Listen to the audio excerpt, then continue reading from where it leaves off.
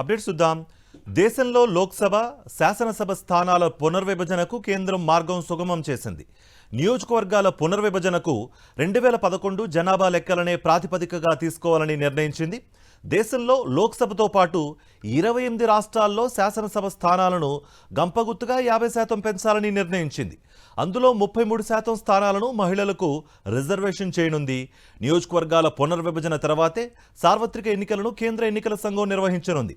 పునర్విభజన తర్వాత దేశంలో లోక్సభ స్థానాలు 543 నుంచి 816కు పెరగనున్నాయి. ఇందులో మహిళలకు 33% అంటే 270 స్థానాలను రిజర్వేషన్ చేయనున్నారు.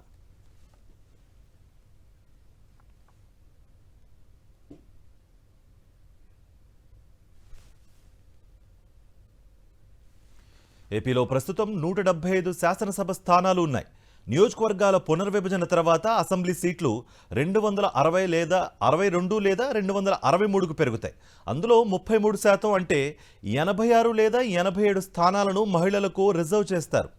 రాష్ట్రంలో ఒక్కో శాసనసభ స్థానం పరిధిలో సగటున 1.60 లక్షల మంది ఓటర్లు ఉంటారని అంచనా వేస్తున్నారు.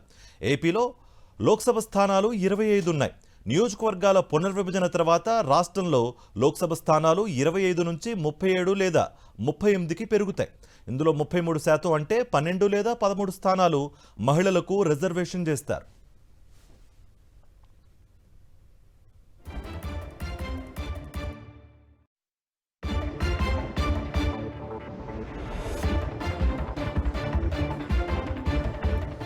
దేశానికి స్వాతంత్ర్యం వచ్చాక నియోజకవర్గాల పునర్విభజనను గతంలో 4 సార్లు కేంద్ర ప్రభుత్వం చేపట్టింది. ప్రస్తుతం చేపట్టే నియోజకవర్గాల పునర్విభజన 5వది. ప్రస్తుతం ఉన్న లోక్సభ స్థానాలను గంపగుత్తుగా 50% పెంచాలని నిర్ణయించింది. ఈ మేరకు నియోజకవర్గాల పునర్విభజన చేపట్టే బిల్లును పార్లమెంట్ 2/3 వంతుల మెజారిటీతో ఆమోదించాల్సి ఉంటుంది. ఈ బిల్లును పార్లమెంట్లో ప్రవేశపెట్టి ఆమోదింపజేసేందుకు అన్ని రాజకీయ పార్టీలతో కేంద్ర ప్రభుత్వం సంప్రదింపులు జరుపుతోంది.